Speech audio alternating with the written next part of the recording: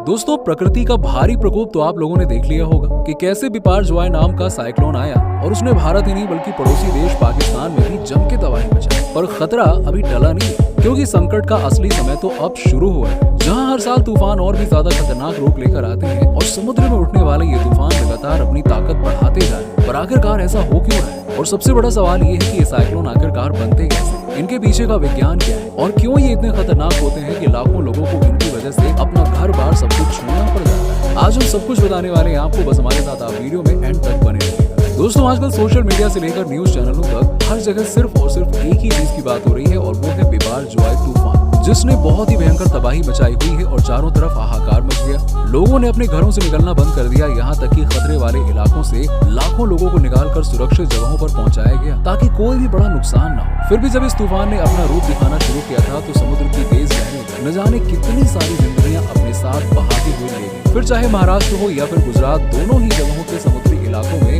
जब लोग समुद्र के पानी का लुत्फ उठाते हुए नहा रहे थे, तभी तेज लहरों का झोंका अचानक से आया और कई सारे लोगों को अपने साथ बहाता हुआ ले गया। इसके बाद लोगों का डर और भी ज्यादा बढ़ गया था, क्योंकि ये तूफान था ही इतना खतरनाक। कई जगह पर लगातार बारिश होती रही, जिसकी वजह से काफी ज्यादा नुकसान हुआ। दोस्तों, ये कोई पहला तूफान नहीं है, क्योंकि हर साल कोई ना कोई तूफान आता ही है और तबाही का तांडव मचाकर चला जाता है, पर हम बस देखते रह जाते हैं। पर क्या कभी आपने सोचा है कि हर साल मानसून की शुरुआत होते ही ये समुद्री तूफान यानी कि साइक्लोन बिन बुलाए मेहमान की तरह हमारे देश में क्यों चले आते हैं और क्यों सैकड़ों लोगों की जान का दुश्मन बन जाते हैं? दोस्तों, साल 2021 में आया साइक्लोन ताऊते तो आपको याद ही होगा ना, जिसने गुजरात के 12 जिलों को पूरी तरह से तबाह कर दिया था और इसकी वजह से 2 लाख से भी ज्यादा लोग अपने घरों से बेघर हो गए थे। और अभी कुछ समय पहले आए तूफान मोका ने भी काफी बड़ी तबाही मचाई थी। दोस्तों, भारत में आने वाले ज्यादातर तूफान बंगाल की खाड़ी की तरफ से आते हैं, जो कि कई बार बहुत ही खतरनाक रूप धारण कर लेते हैं। अब जैसे कि 1999 में आए सुपर साइक्लोन को ही ले लीजिए, जिसने एक ही झटके में 9000 से भी ज्यादा लोगों को मौत के घाट उतार दिया।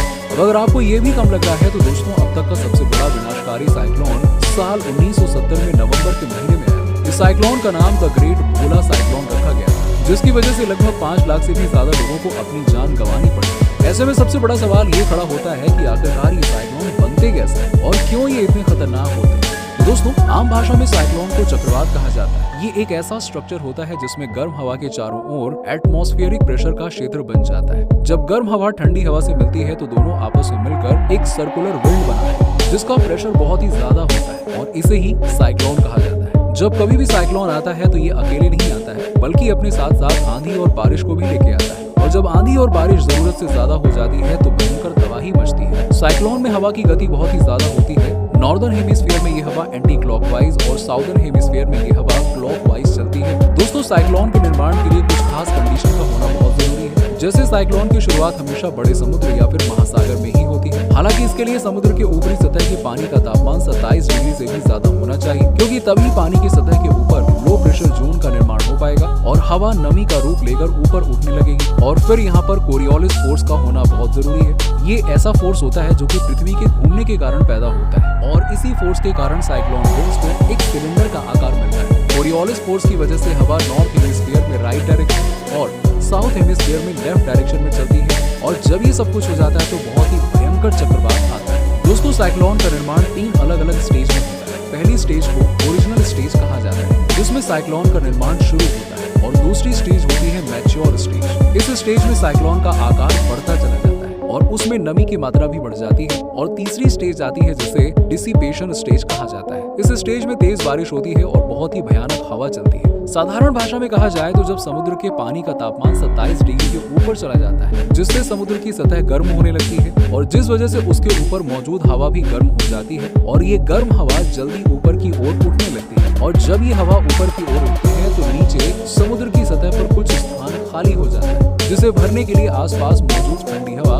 वहां पे आती है। और जब गर्म हवा ऊपर उठती है तो समुद्र की सतह पर कम दबाव वाला क्षेत्र बन जाता है, जिससे आसपास की ठंडी हवा इस ओर आने लगती है। और जब ठंडी हवा इस कम दाब वाले क्षेत्र में आती है तो वो भी गर्म होकर ऊपर उठने लगती है और इसी वजह से ऊपर एक हाई प्रेशर एरिया क्रिएट हो जाता है, जो बार बार लो प्रेशर एरिया में घुसने की कोशिश करता है। और इसी वजह से ऊपर उठने वाली हवा पर कोरियोलिस फोर्स लगने लगता है और वो गोल गोल घूमने लगता है। इसे ही साइक्लोनिक वॉर्टेक्स कहा जाता है। और जो हवा ऊपर की ओर उठेगी वो ऊपर उठने के साथ ही साथ ठंडी होने लगती है, यानी कि ऊंचाई के साथ तापमान में परिवर्तन आता है जिससे कंडेंशन शुरू हो जाता है और ये पूरा प्रोसेस तब तक चलता रहता है जब तक साइक्लोन तट से टकरा नहीं जाता, जिससे साइक्लोन में होने वाली नमी की सप्लाई बंद हो जाती है और धीरे धीरे साइक्लोन ठंडा पड़ जाता है और उसकी गति खत्म हो जाती है और कुछ इस तरह से साइक्लोन आता है और तबाही मचाता है और बस चला जाता है।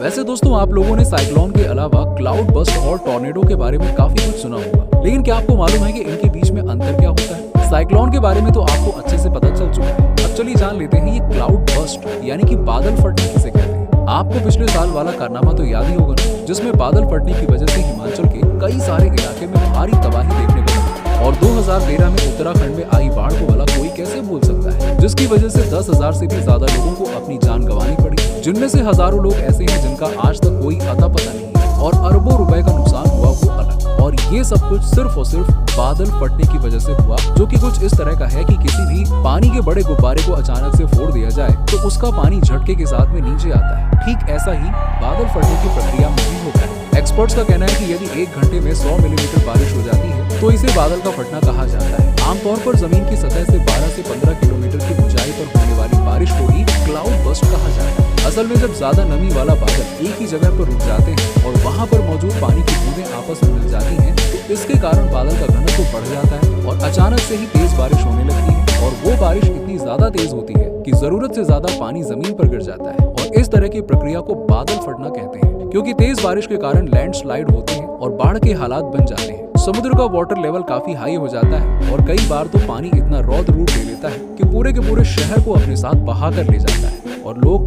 बस देखते रह जाते हैं। अब आते हैं टॉर्नेडो पर, जिसे बवंडर भी कहते हैं। ये साइक्लोन की तरह है, बस साइक्लोन हमेशा पानी की सतह पे बनता है और टॉर्नेडो जमीन के ऊपर बनते हैं, जो जमीन से आसमान तक जुड़े होते हैं। दोस्तों, बवंडर तब बनता है जब अलग अलग तापमान और नमी के दो मैटर आपस में कोलाइड करते हैं। जैसे गर्म पानी भाप में बदलता है और ऊपर बादल में पहुंचता है, ये ठंडी हवा से मिलकर प्रतिक्रिया करता है और तूफान का रूप ले लेता है। यहाँ पर ज्यादा तापमान से ऊर्जा का स्तर बढ़ जाता है, जिसकी वजह से तेज हवाएं चलने लगती हैं और बारिश होती है। साफ तौर पर कहा जाए तो टॉर्नेडो हवा का वो झोंका है जो चक्कर खाता हुआ चलता है और इसमें पड़ी हुई धूल ऊपर उठती हुई दिखाई देती है और इसके बीच में जो भी चीज आती है वो प्रेशर के कारण तबाह हो जाती है। कई बार बवंडर ने बड़ी बड़ी इमारतों को भी गिरा दिया, क्योंकि ये बहुत ही खतरनाक और नेचुरल डिजास्टर है, जिसमें हवा की रफ्तार 200 किलोमीटर प्रति घंटे तक पहुंच जाती है, जिसकी वजह से इसे झेल पाना नामुमकिन सा हो जाता है। और बवंडर के अंदर एयर प्रेशर इतना कम होता है कि ये जब किसी भी इमारत के पास से गुजरती है तो वो इमारत इसके अंदर के एयर प्रेशर की वजह से तबाह होती चली जाती है। और अफसोस की बात तो ये होती है कि इस तरह की प्राकृतिक आपदाएं दिन ब दिन बढ़ती ही चली जा रही है। कभी इस शहर में तो कभी उस शहर में दर्जनों लोग मौत के घाट उतर रहे हैं, जिसके पीछे का कारण कोई और नहीं बल्कि हम इंसान ही हैं, जिन्होंने प्रकृति के साथ इतना खिलवाड़ कर दिया है कि अब प्रकृति ने ही बदला लेने की ठान ली है, जिसका सबसे बड़ा उदाहरण इस तरह के तूफान के रूप में देखने को मिलता है। बाकी आज के लिए बस इतना ही। आपका इन बढ़ते तूफानों के बारे में क्या कहना है नीचे कमेंट सेक्शन में कमेंट करके जरूर बताइए और ऐसे ही रोमांचक वीडियोस के लिए देखते रहिए हमारे चैनल।